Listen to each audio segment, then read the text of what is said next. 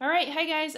We're going to do a video lesson on graphing square root functions or square root equations. And so what I'm going to do is I've already kind of set up a graph.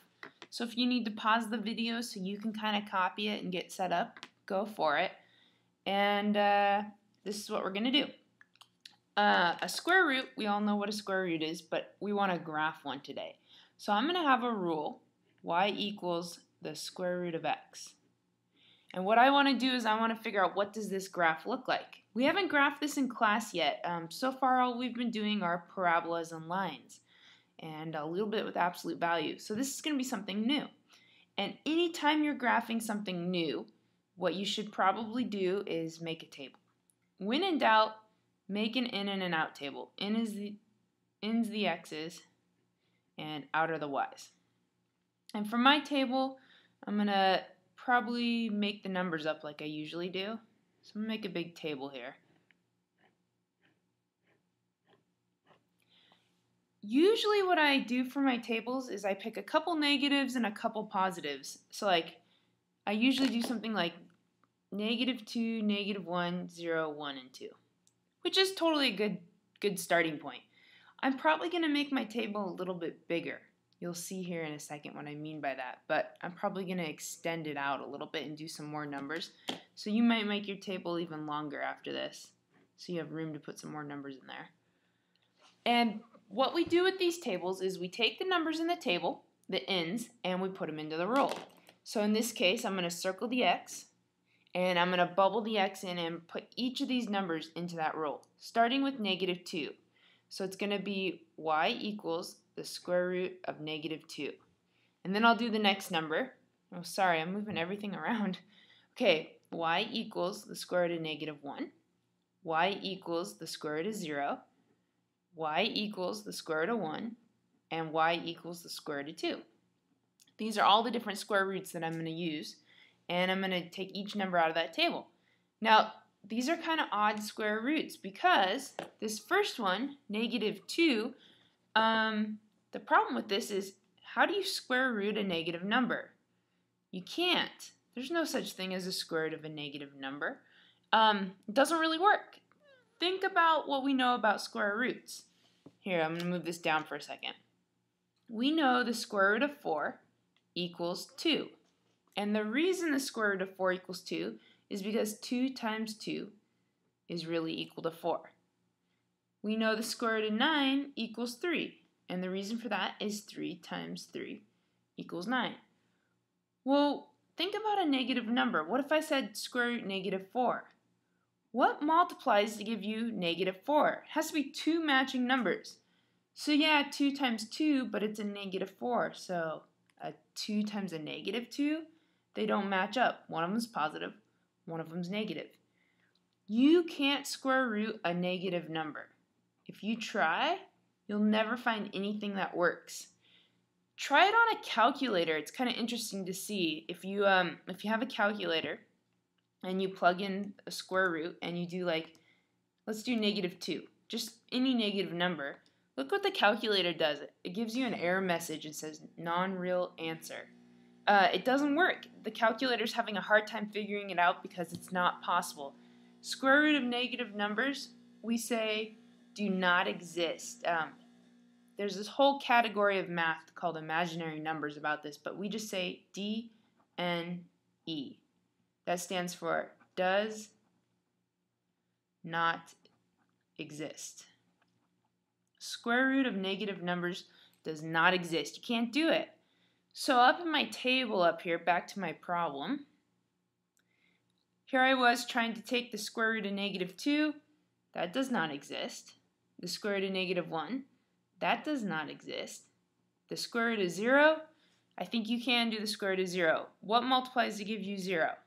0 times 0. Even try it on a calculator if you don't believe me. What's the square root of 0? It's 0. So this one's possible. 0. So for my table, I've got DNE, does not exist, and 0. It's going to look like that. Now the square root of 1, 1 times 1 is 1, so the square root of 1 is 1. Perfect. What's the square root of 2? What multiplies to 2? Well, it's probably going to be a decimal. If I pull a calculator up here, the square root of 2 is 1.4142135562, on and on and on. So some long decimal. I'm going to round it, keep it very, very simple to 1.4, even though it's bigger than that. If you didn't have a calculator, that would have been really hard to find that 1.4. It's also going to be really hard to put that on my graph. 1.4 is going to be difficult. So maybe instead of doing numbers in the table that are hard to do, like 3, do you know the square root of 3 out of your head? I don't. I know it's a decimal. Let's see. Back to the calculator. Square root of 3. It's going to be some ugly decimal. 1.732 blah, blah, blah. So I don't really want to use numbers that are going to give me decimals. What's the next number that I could use that would be a good square root number? Since 3 was a terrible number to use, it gave me a decimal. Hopefully you're saying in your head, 4. What's this, if I did y equals the square root of 4, what's the square root of 4? 2. So that's a great one. Could I put 5 and 6 in my table next? Sure, but the square root of 5 is a decimal. The square root of 6 is a decimal. 7's a decimal. 8's a decimal. What's the next number that'll actually give me a good square root? 9. Y equals the square root of 9, and the square root of 9 is 3. Those are the ones that'll give me good numbers. So you see how my table is not a normal table. Usually I go -2, -1, 0, 1, 2. But I wanted more numbers. I picked perfect squares, are what these called, 4 and 9. I picked numbers that were great square root numbers. And I'm going to put all of this onto my graph. So first number is -2. But remember we got does not exist, DNE. So that means at -2, you can't draw a point. At -1, it was does not exist. You can't draw a point. Our first point in the table is at 0, 0, the origin. Our next point's at 1, 1. Then we have a point at 2 and what was it, 1.4? Like right about here. You're going to have to guess where 1.4 is. That's where it gets really tricky. And then we skip some in our table and the next one's at 4. And when we put 4 into the rule, we got the square root of 4 is 2. And then the next one's at 9 and we got 3. So I'm going to go way out here to 9 on my graph and up to 3.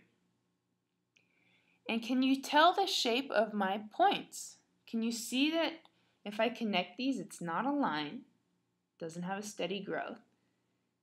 As I connect them, it's kind of this smooth curve. It's like it's getting kind of flat, but it keeps going up just really slowly.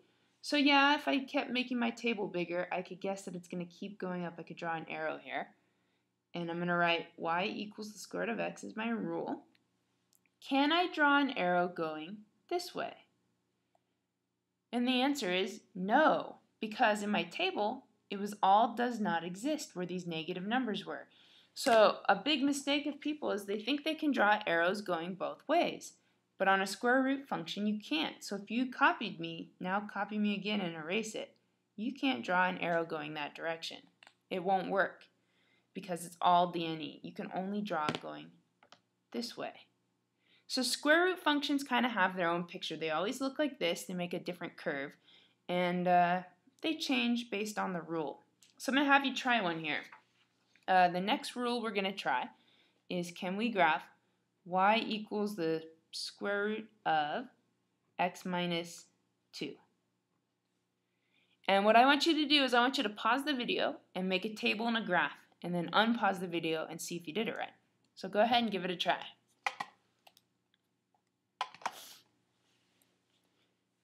Alright, so we're graphing this rule, and your job was to make it a table. So here's ins and outs. And you were to pick the numbers that go into this table. So that sounds like a good plan. Most likely, if you used kind of our habit and you did a table like we normally do, I bet you started with -2, -1, 0, 1, 2. Because we're so used to that.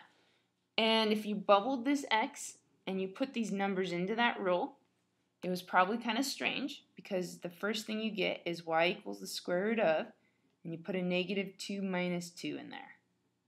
Bubble the x and put the number in. Now -2 minus 2 is -4. And what's the square root of -4? Well, we just learned that's DNE, does not exist. So negative 2 in our table is D and E.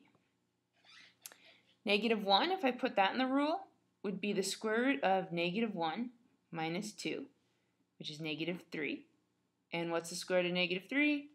D and E. Another does not exist. So then you probably put 0 in, hoping it would work. But if you put 0 into the rule, you get 0 minus 2. Bubble 0 in. And 0 minus 2 is negative 2. And what's the square root of negative 2? D and E. So you can see a pattern here. They're all does not exist, does not exist, does not exist. They're just negative numbers that you can't square root. So if you put 1 in there, you're going to do the same thing. You're going to get D and E. The first number that works is 2. What happens when you put 2 into this rule? Let's see. You get y equals the square root of 2 minus 2, which is 0. And the square root of 0 is 0. It's the first number that actually works. You get plug in 2 and you get 0. So all right, we're actually moving somewhere. So now let's keep going. Let's make this table. Obviously, the table needs to get much bigger because we thought we could do it with just a few numbers and it didn't really work. So let's put 3 in there. If we put 3 into the rule, we'll have y equals the square root of 3 minus 2. And 3 minus 2 is 1. So the square root of 1 equals 1. If you don't believe me, check me on a calculator. Make sure I'm doing it right. So 1 times 1 is 1, so square root of 1 is 1. If I put 4 in there, then I get y equals the square root of 4 minus 2, which is 2. And the square root of 2 is a decimal. This one does need a calculator. I'm not going to be able to do the square root of 2 in my head. Well, maybe I can because I've memorized it. But in case you haven't memorized it yet, look at what it is. 1.414 goes on forever. About 1.4. So it equals about 1.4. It's a bad round, but it's about around that. Okay, so I don't want things with decimals. If I was to put a 5 here, I would have 5 minus 2 is 3, and the square root of 3 is a decimal. If I put a 6 in here, let's see, 6 minus 2 is 4. I think 6 would be a good number to do. Let's put 6 in the rule. Y equals the square root of 6 minus 2. 6 minus 2 is 4, and the square root of 4 equals 2. So that was a good number to pick. And then we could keep going. We could try 7, but I bet we'll get a decimal on 8. We'll get a decimal on 9, 10. What happens when we put 11 into the rule? Y equals the square root of 11 minus 2. 11 minus 2 is 9, and the square root of 9 is 3. See how I'm picking these numbers that work out really good?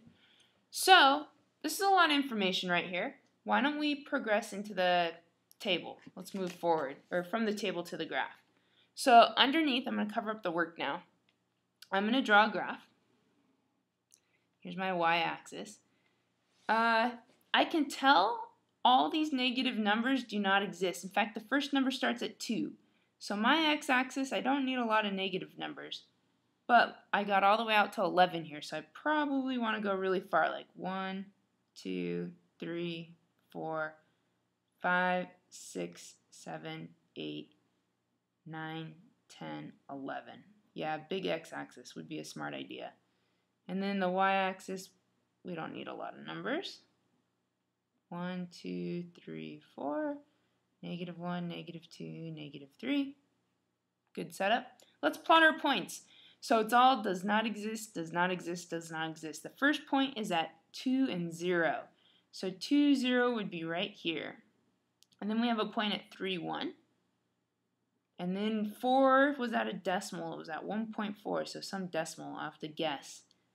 6 was at 2, so way out here at 6, we're at 2.